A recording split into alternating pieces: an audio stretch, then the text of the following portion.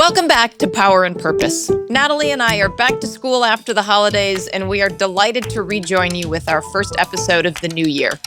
Today's guest is Naomi Chazan, Professor Emerita of Political Science at the Hebrew University of Jerusalem and Senior Research Fellow at the Van Leer Jerusalem Institute. She has dedicated her career to improving public life, especially empowering women, and has been a strong advocate for a peaceful resolution to the Israeli-Palestinian conflict. Naomi served for 11 years as a member of the Knesset as a representative of the Meretz Party, including serving as deputy speaker. She's held academic positions at numerous institutions, ranging from Harvard and MIT to universities in Nigeria and Ghana. She's widely published on African, Israeli, and comparative politics. And she's supported organizations focused on democracy, human rights, and women's political engagement, including helping establish the Israel Women's Network. Naomi, welcome to the show. It's great to be here. Welcome, Naomi. And let me jump straight in, asking you, I guess, the inevitable question, which is where you stand today as far as the Israeli-Palestinian conflict is concerned. So after the attacks on October 7th, 2023, after 2 years almost of absolutely devastating war, rife with war crimes, crimes against humanity, there is a fragile ceasefire. However, it is not only extremely fragile, but it is also a ceasefire that runs the risk of, in many respects, remaining stuck in the current phase, as often has been the case with Middle East peace processes of never really moving beyond their first phases. So what is your take in terms of where we are and what are the prospects for moving forward? If we had that answer, we wouldn't be where we are now, frankly. This has been an excruciating period. The October attack on Israeli civilians was devastating for me, and still is, by the way. I think in many respects, Israeli society and many individual Israelis are still in a traumatic stage and moving into a period of post-trauma with all that involves. And since October 8th, the systematic devastation in Gaza has created a monumental historical crisis, which will take years to begin to rehabilitate. Gaza has essentially been destroyed by Israel, and Gazans as well. As an Israeli, I must admit that that itself is also devastating in many respects because it goes against certain principles that were at the core of the foundation of the State of Israel and requires Israelis to deal now with how to not only rehabilitate ourselves, but take responsibility for what was done to others during the past 2 years. So it's a very complicated situation from my personal perspective, but I think from a societal perspective. And I have to add to that the amount of acrimony that exists is in itself an impediment to moving forward, because peace is going to have to require some form of dialogue and cooperation and compromise between two very different societies in different places with an asymmetrical power equation working in. You put it all together. What I would really like to see, but that's something I've been fighting for one form or another in all my activities for years, is that Israel becomes an integral part of the Middle East, at peace with its neighbors. And that requires recognizing, granting, and activating the right to self-determination of the Palestinian people as well. There are two peoples on this land, and we will not have a moment's quiet until we learn to live with each other. Yeah. Can I ask you, given that, what is your sense of where Israeli society stands now regarding the conflict? I mean, given the complicated emotions, given what you described in Gaza, what we've all seen happen more broadly, do you see conditions enabling a return to support for a two-state solution? The country is totally divided. It hasn't been as divided as it is today in all my memory. And unfortunately for me, it's a long time. Uh, but to answer your question, the divisions in Israel are all around basic principles, all around basic principles of what Israeli society is about, what it encompasses. Many people think at the moment the paramount paradigm in Israel, as represented by the present government, Mr.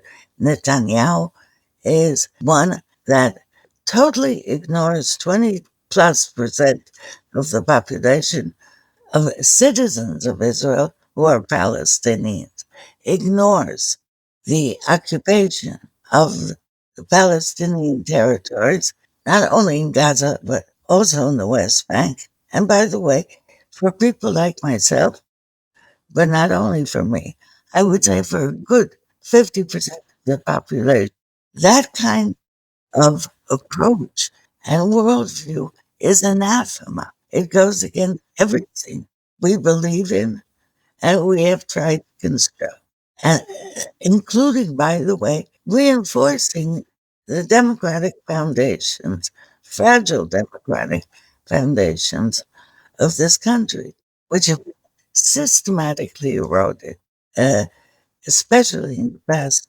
couple of years. So, like in many respects, what's going on with our Palestinian neighbors, we have very different approaches within Israel about where we're going and how we should accomplish that. I think if there's one point of agreement, it's that, in a sense, the freedom of Israel, its security, and the safety of its people and its capacity to flourish depend on our ability to survive. And on the Palestinian side, I would say that the quest for self determination, although I would love a Palestinian woman to be in this conversation, depends also on the ability to do The same. besides. Yeah. As the war has gone on, there has been, I would say, unprecedented international condemnation of Israel. And Israel, in many respects, has never been as isolated as it is today. But I'm trying to understand, and it'd be great to get your sense of this. What is the effect that this is having on Israeli society? Is it having the effect of an even greater retrenchment within Israel, looking at this as simply the manifestation of anti Semitism? Or is it raising questions in Israeli society as to why this condemnation is happening? It's probably doing yeah. both, frankly. But one trait about Israelis that I think sometimes isn't totally understood abroad is Israelis love to be loved. We're rebuffed. The tendency is to push back, to blame everybody except ourselves. But the isolation of Israel is not a question, as it's being translated by this government, of better press, better information services, trying to remake the Israeli image abroad. That's what they're spending now billions. Images are created as a result of actions. And anybody serious in the country understands that Israel's isolation today, growing isolation, is because of what it has done Right. and is doing. And that has to be dealt with face on. If we don't, by the way, we'll probably fall apart internally. Yeah. Well, I wanted to briefly pick up on two things you said before we turn to talk about you and your interesting career. One, you said you wished a Palestinian woman was here joining us in this conversation, and just wanted to flag Natalie and I do plan to have a Palestinian guest on a future episode because, like you, we believe it's very important in hearing from both sides on this. And second, you mentioned democracy and just wanted to get your thoughts briefly on that. You, Natalie, and I all come from countries where there has been some regression in democracy, some questions, shall we say, about the direction of political leadership in our countries. That's a polite way of putting it. Well, actually, Amanda, I was recently in Doha, and an Israeli colleague there went as far as defining Israel as a regime which starts approximating the likes of Erdogan and perhaps even Putin. I was like, whoa! I suppose I am being overly polite, imbued with the holiday spirit here. But Naomi, I found a quote of yours where you once said that democracies are like gardens. If you don't water them, they wither and they can disappear. Is that what's happening in our countries? Have we neglected the watering? And if so, is there a way to get that back? I've spent half my life thinking about these things and dealing with it. I can't answer in 2 minutes, but I can say that because democracy have to constantly be nurtured, there wouldn't be a democratic crisis as there is in most so-called democratic countries if there weren't problems and perhaps there was a drought period for much too long and we didn't take care of our garden and make the corrections that are necessary. I think that's obvious. But there's something else going on here. We would be making a big mistake if we ignored it. And that is that some of the democratic recession or erosion is being systematically carried out by democratically elected leaders in order to enhance non-democratic goals. And one has to start dealing with that as well. This is not just, backsliding. Some of what's going on is purposeful. One finds it throughout Europe. I will not talk about the United States because it's obvious that it's taking place there. In Israel, we have been under a very systematic effort to undermine all the guardrails and safeguards, institutional and legal and moral, by a government that uses democracy as a means to another end. So, wow, I think this is something common to many of us, and we have to look at both parts of what's going on. Yeah. The failures, our failure in the past, and the fact that there are groups and interests in our country that don't give a hoot about democracy and minority rights and individual rights and what that means for flourishing.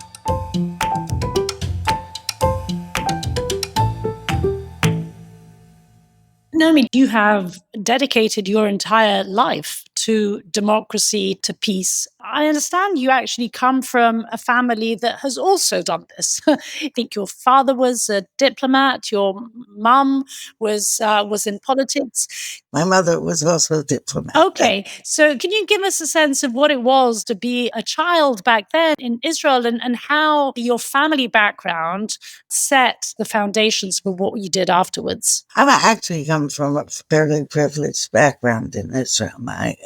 My parents, both extremely active in building Israel as a country which they hoped would be a country that would embody the principles that developed in the post-World War II period, which put emphasis on the rule of law, liberalism, and the democratic principles that we talked about.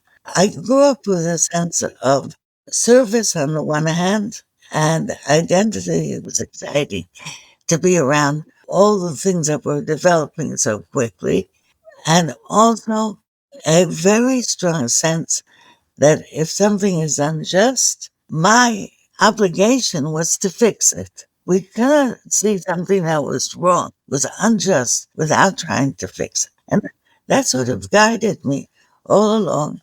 I admit that over my lifetime, I changed, became more aware of the problems and part of the actions of Israel towards ourselves and our neighbors, and perhaps much less establishment than the environment I grew up in, but no less committed to changing what's wrong. So you come from this background of diplomats and diplomacy and politics. Your interest actually was sparked in many respects by Africa and African politics. What got you into that? When I was in college and university, everybody was doing first world politics. I don't know, it seemed sort of interesting, but hardly challenging. And I was studying in the 60s, and I was at Columbia University in 68, just completing my master's.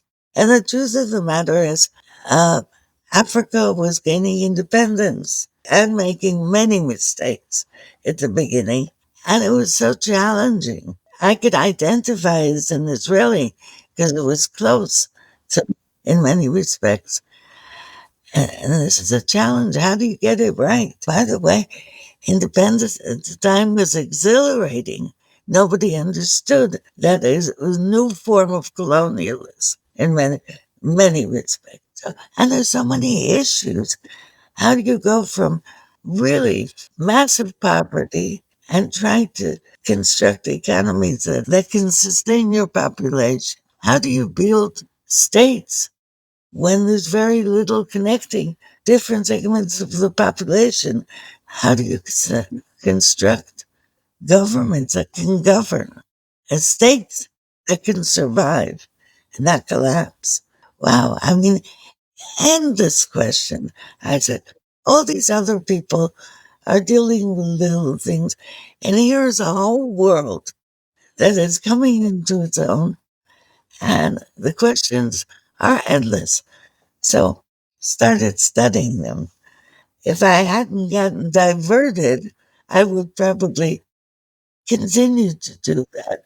I assume the diversion you're referring to was your decision to leave academia and enter politics. I'm curious what prompted that diversion, because it's quite a significant change. I've always done three things. I think from grade 4, when I organized the first demonstration against the home economics teacher. To deserve a protest.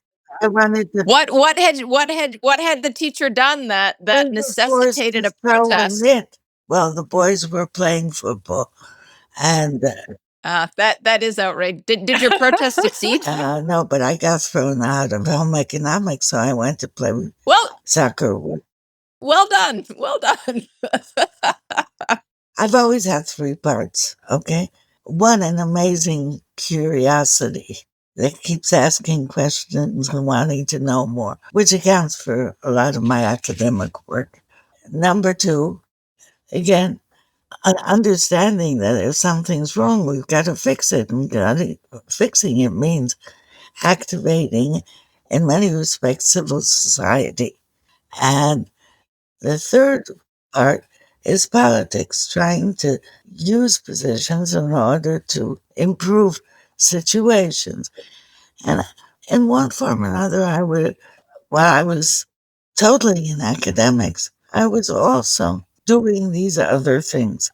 Very involved in the women's movement in Israel, involved in the very first peace initiatives, discussions with Palestinians when nobody was doing it. And I was writing. I was thinking all the time about what to do and how to do it most effectively. And the truth of the matter is, the only decision I made in my life about career was the decision to enter into politics. This was 1992, tail end of the first Intifada.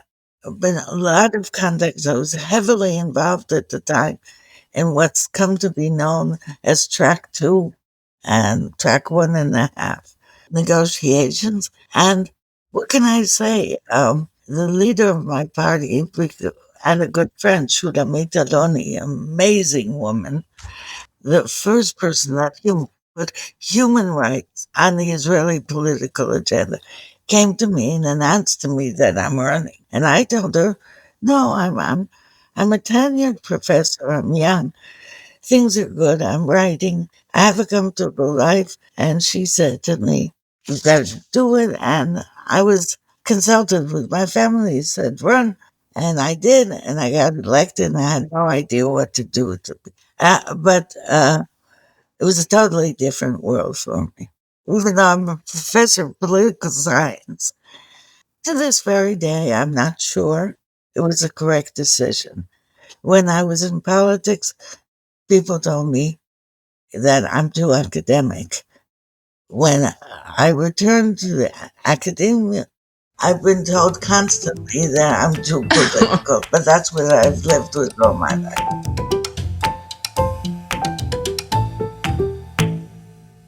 People that are fully within one category at times kind of look at you maybe with a little bit of suspicion and not being entirely from the right breed, if you like. But looking back, though, at what your journey has been, what do you actually think have been the main pluses that being with one leg in each camp basically has given you? What does academia bring to practice and practice bring to academia, looking back at what your journey has been? Everything. You reflect back constantly. I don't think you can really be a very good practitioner unless you understand what you're doing and why and what to avoid as well. It's as equally as important to avoid things, not to make the same mistakes twice. I see now a third generation after me reinventing the wheel that failed 30 or 40 years ago. And it hurts me, it pains me. So there's always an interaction. I think the most important thing I've learned, but that's only with a great deal of hindsight, is that there are different ways of making change. I think academics can change. I think we're in a situation these days where new ideas are desperately needed. And that's an amazing way of influencing what happens around us. I think being in formal politics gives you the tools that other people don't have to make the changes that are essential for moving forward. I, by the way, entered sort of starry eyed and realized that a lot of what I can do is legislate in Parliament and make laws that are good for people and help them live better lives. And I loved lawmaking. And I left a little bit of a legacy in a variety of fields. So that's another way of influencing.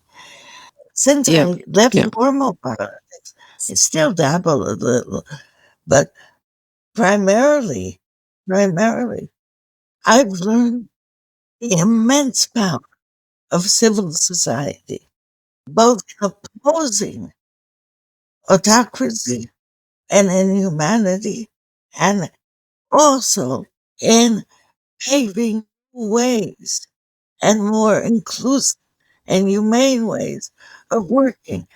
So none of these paths are exclusive, but each one gives you different tools. It's remarkable the wide range of things you've done. And certainly one of the areas where you've left a legacy is helping to elevate the voice of women and the role of women in policymaking. Your work in parliament and peace organizations and diplomatic initiatives really has helped elevate the voices of women and the importance of women led approaches to conflict resolution. And so I'm interested if you could share with us some examples or some lessons that you've learned throughout your career about the difference that women can make, the different perspectives, the voices, and really the importance of having women involved in these conversations and initiatives. Well, I'll start with the two issues that preoccupy me today, but have for very long.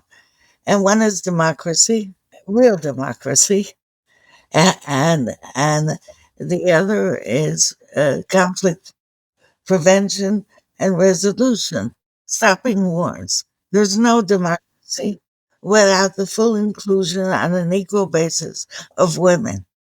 When the gaps between men and women, the gender gaps grow, that's your first signal that there's something fundamentally the matter with your democracy. Wars are men's business mostly. I don't have to tell anybody today that women are the first and the most lasting victims of conflict, of armed conflicts.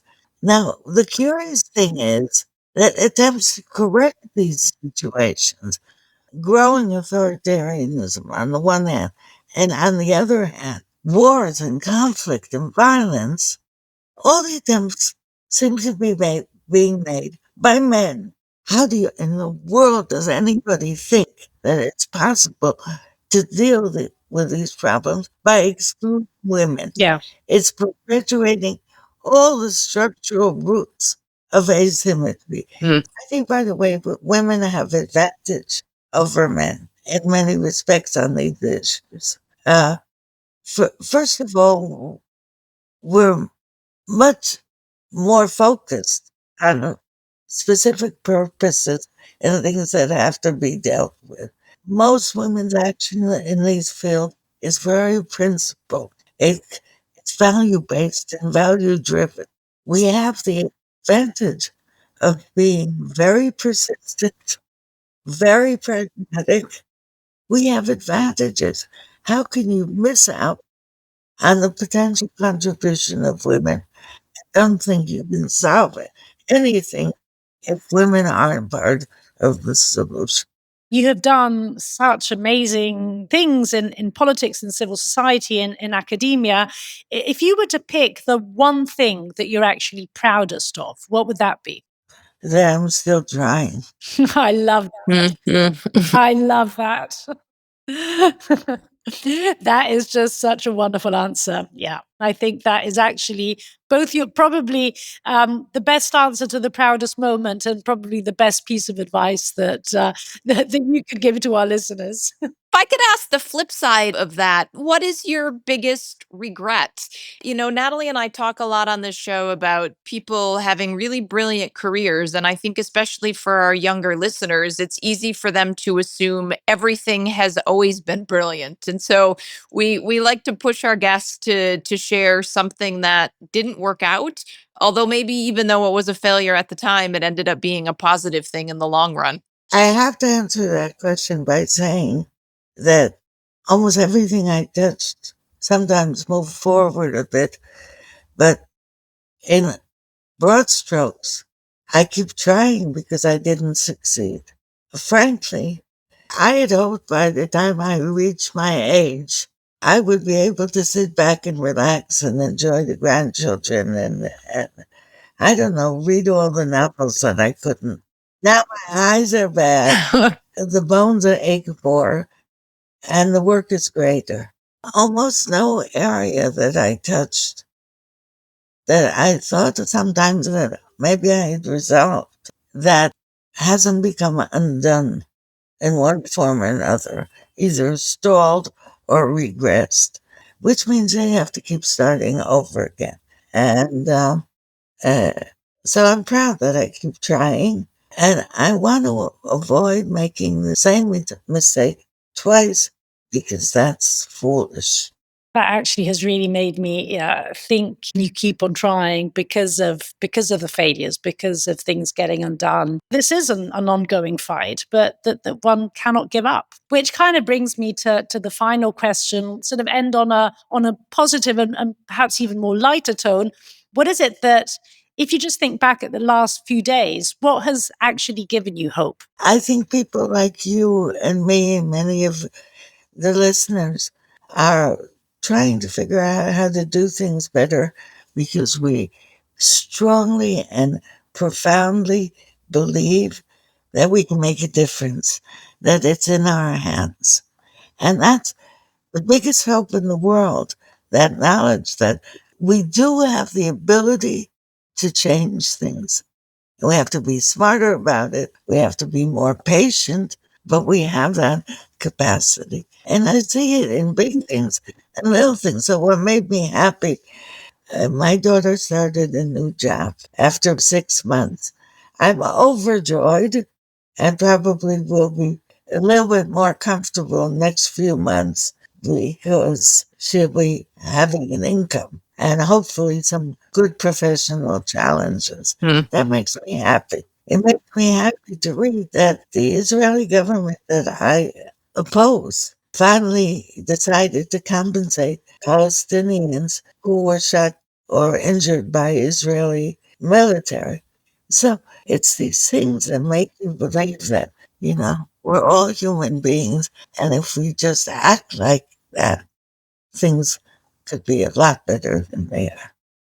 Thank you so much, Naomi, for sharing so much of your life experience, wisdom, and real joy with us. I think I will take away the ideas of continuing to water your garden, the importance of persistence, the need to keep trying, and also the reminder to keep reading all of the books along the way, since I too hope that someday when I'm retired, I will have time to sit and read and do everything I'm not doing now. Although I suspect Nathalie and I and many other listeners will remain dedicated to sticking in the fight, just as you have done. But Natalie and Amanda, it's in your hands now. So do better than we did. Okay?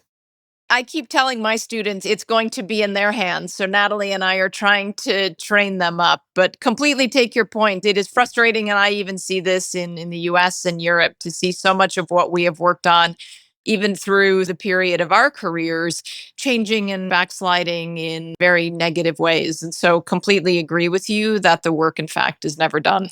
Thank you so much, Naomi. This has been wonderful. And thank you again for this conversation. Thank you very much for having me. Power and Purpose is an IE Insights podcast produced in association with IE University and Johns Hopkins School of Advanced International Studies. Production and sound design by Reptile Studios. We'll be back soon with the next episode. Make sure you never miss an episode by subscribing to Power and Purpose wherever you get your podcasts.